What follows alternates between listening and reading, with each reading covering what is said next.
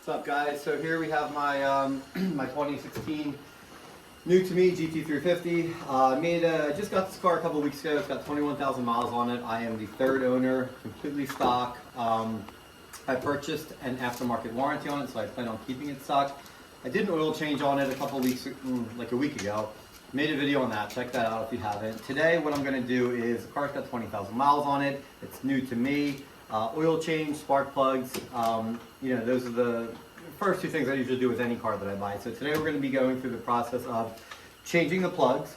And also, while the plugs are out, these Voodoo motors, I don't know if it's internet hype or I don't know what it is, but you know, you hear about them blowing up all over the place. I'm sure it's a lot of internet hype. But anyway, I figured while I have the spark plugs out, super simple, why not do a compression test as well? So this video is actually going to be a spark plug replacement and a compression test video all in one. So if you're just watching it for the spark plug change, then you know, just fast forward through the compression test part and vice versa, but you get the idea. So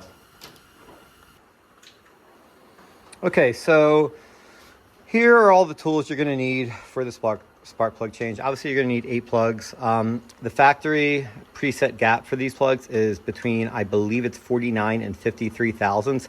I checked all these with my spark plug, you know, checker, gapper tool, whatever you want to call it. You can use feeler gauges, you can use whatever, but these are all within spec, as you can see. If you are, so obviously you need a torque wrench. You know, you need a 3/8 drive ratchet, you need some extensions, dielectric grease, 5/8 spark plug socket.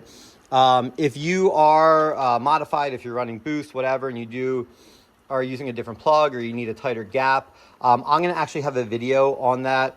I'm going to go over how to gap spark plugs, like my preferred method. So like if you are replacing your plugs and you do need to run a tighter gap or something like that, then I'm going to make a video on that as well. But these are all the tools you're going to need. And then I have a piece of paper here. I'm going to lay all the plugs next to all the cylinders. And basically what I'm looking for is, you know, continuity, for lack of a better word. Basically that they're all burning the same.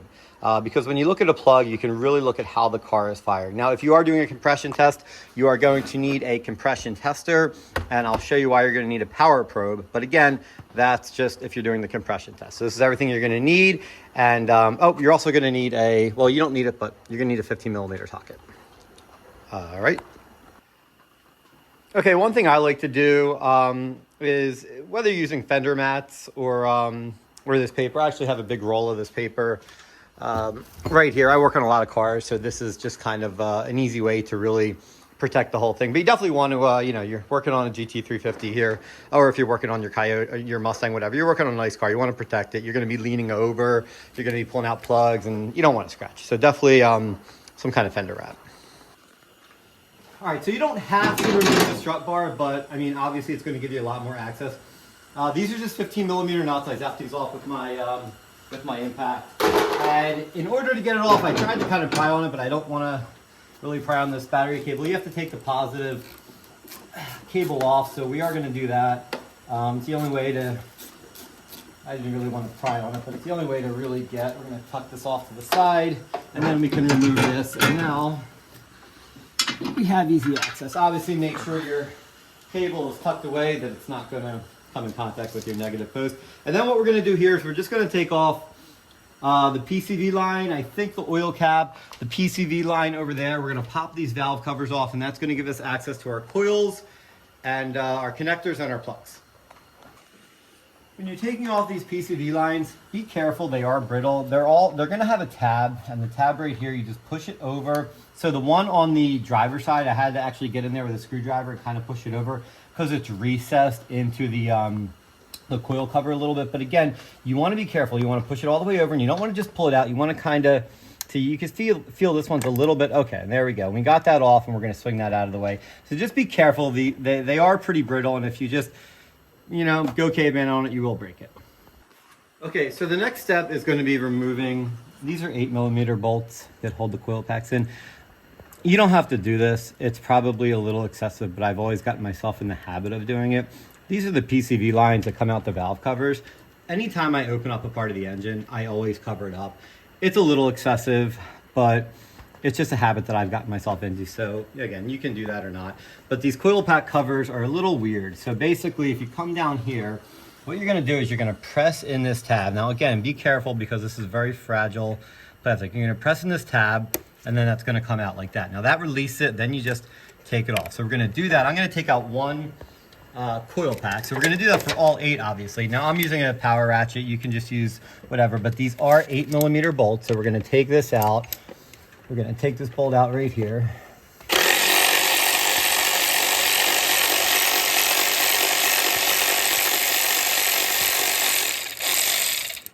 All right, so the bolt's out, and then the coil pack is simply just gonna pull out like this. It is gonna pull out, I promise. Maybe I just need a second hand. I don't know, it's a tight coil pack. There we go. And we're gonna do that on all 8 cylinders. Okay, so we have all 8 coil packs out. Now, as you can see, these are just kind of thrown on my bench. I don't label my coil packs. Like I'm gonna label all my spark plugs, like what plug came out of which cylinder. The coil packs, you can do it if you want to. It's not gonna hurt. I don't see a need to. The coil packs literally just deliver spark to the plugs. They either do it or they don't do it. They're not gonna tell you how a cylinder is burning, so I just lay them all out here. What I do, always do is, get this. So now that we're ready to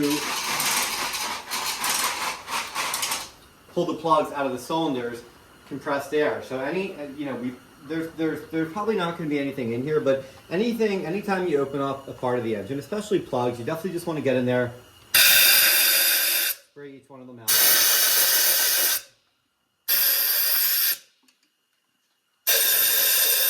And I'll do the same for the other side. If you don't have compressed air, it's not a big deal. Look in there and make sure there's no debris, but if you have compressed air, this is a really good idea. Okay, so you're just gonna need a ratchet, 3/8 drive ratchet, an extension, and a 5/8 spark plug socket. Now what you're gonna do is, I'm just gonna pull one plug out here, and then it's obviously gonna be the same for all of them. So you're gonna put it in there. You're gonna make sure it's seated. Now, when you do this, you wanna have your hand on the head of the ratchet, okay? You wanna make sure that you're not side jerking it all. And then you just wanna break it free. Should break free pretty easily. Okay? And then after you break it free, what you wanna do, a lot of people, and I don't have a problem with this, I really don't. A lot of people, after they break it free, will get a cordless ratchet, and they'll just ratchet it out the rest of the way. And again, I don't have a problem with that, but I like to do it by hand, and I like to feel the threads. Make sure it's coming out nicely, and this one is coming out nicely. I'm pretty sure these are the original plugs. The car's got 21,000 miles on it. I can't imagine, and it's stock. I can't imagine the plugs have been changed, but this one's out. Pull it out like this, and then what I'm gonna do is I'm gonna walk over to my, so this one looks actually pretty nice. I'm gonna walk over to my sheet, I'm gonna put this next to the cylinder, and I'm gonna do all 8 cylinders, and we're gonna take a look at all the plugs. All right, so we have all 8 plugs out. As you can see, I laid them next to the cylinder, and these look fantastic. I looked at all of them. They all look identical.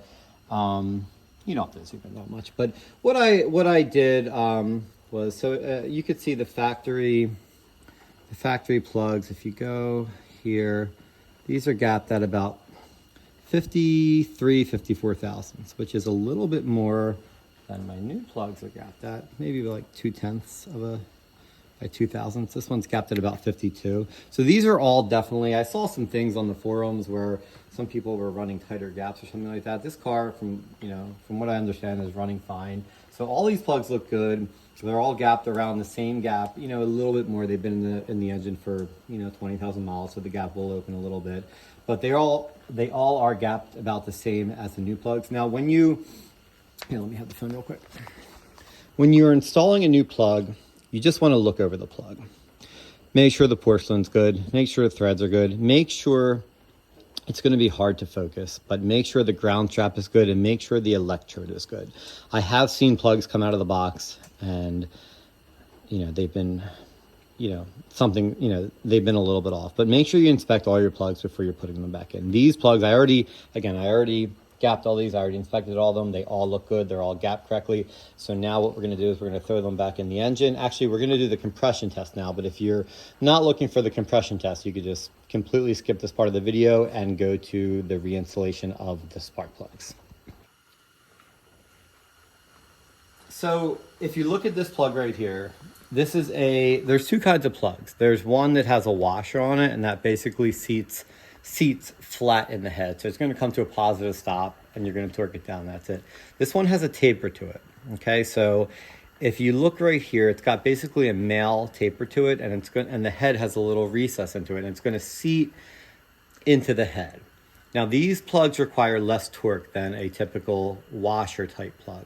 So what you're going to do is, I'm going to be using a torque wrench. Now, if you're not using a torque wrench, you're going to want to thread it in by hand, have it bottom out, snug it in with the ratchet, turn about 1/16 of a turn. That's going to be enough. If you are using a torque wrench, then you don't need to worry about that. The torque wrench is going to be doing the job for you. So these plugs call for 12 foot-pounds, but I'm doing 13 foot-pounds. And the reason I'm doing that is this torque wrench is a 5 to 125 pound foot wrench. At the lower end and the higher end of the range, they're a little bit less accurate. So basically, I'm just compensating a little bit for the fact, in the case that it's a little bit under 12 foot-pounds. Again, 12, 13, 13 and a half, it's all the same thing. So what we're gonna do is we're gonna come over here to the car. We have our torque wrench, our ratchet, and I'm going to thread this in by hand. Now you want to be careful. You don't want to bend the ground strap. You want to thread it in by hand, and I can feel the threads starting, and they feel good. Okay, and we're going to run this down by hand. And then we're going to get our ratchet. We're going to put the ratchet on there. And what we're going to do is we're just going to run it down. Make sure it's going in the on position. We're going to run it down until it basically seats like that. Okay, so now it's seated, completely seated. And we're going to switch over to the torque wrench. Again, you don't have to use a torque wrench, but I always recommend it, especially for plugs. And now what we're going to do is we're going to make sure the torque wrench is seated on it. We don't want it to be like this. We don't want it to be like this. We don't want to put any kind of side load on the plug. You can crack the porcelain. So we're going to make sure it's seated, which it is.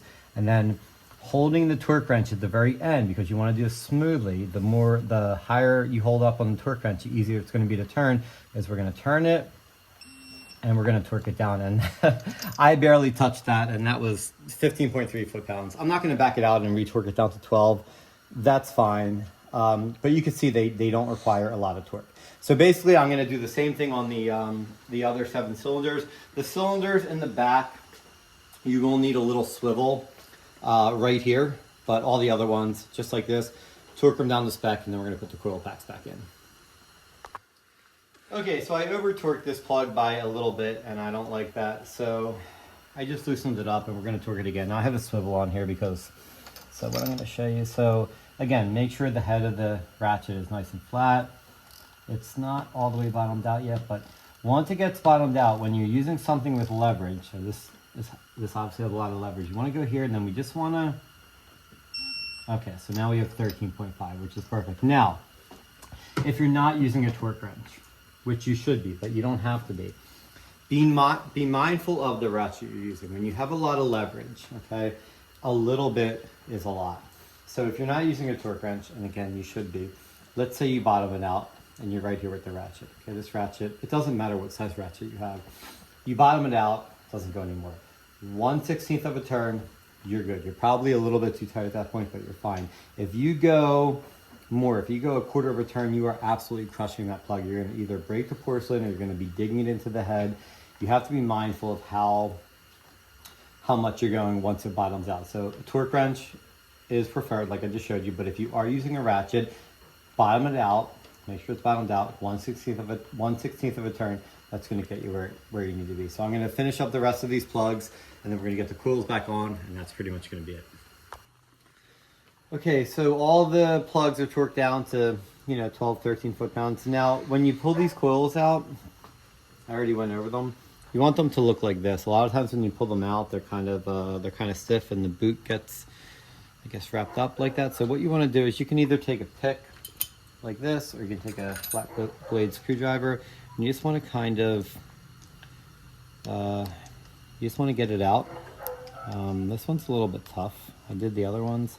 But obviously you don't want it to be binding up like this. You want to kind of, there we go. And we're actually, my dog is going nuts in the background, by the way, because he's not out here with us. So you want to, yeah, you want to get it like, you can see how I kind of, how I got it like this. Now, one more thing that I do is I always use a little bit of dielectric grease. Where's my grease? So what I do is I take my dielectric grease and I put a little bit in there.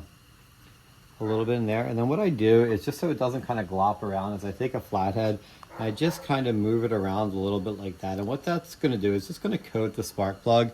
And it's not going to, it's not going to push anything out. It's just going to, a little bit of dielectric grease, just going to coat the spark plug. So you go in there nice and smooth. Then obviously we're going to take all the bolts, put them back in. These are just hand tight, and then we'll be ready to go.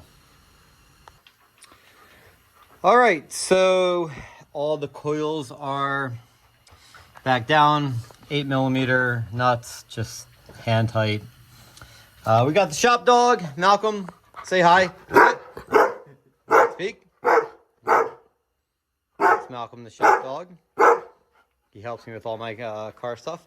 So we have all the all the coils tightened down, all the plugs are tightened down to 12 to 14 foot-pounds. We're gonna put the coil pack, the coil covers back on, put the PCV lines back on, and that is it. That is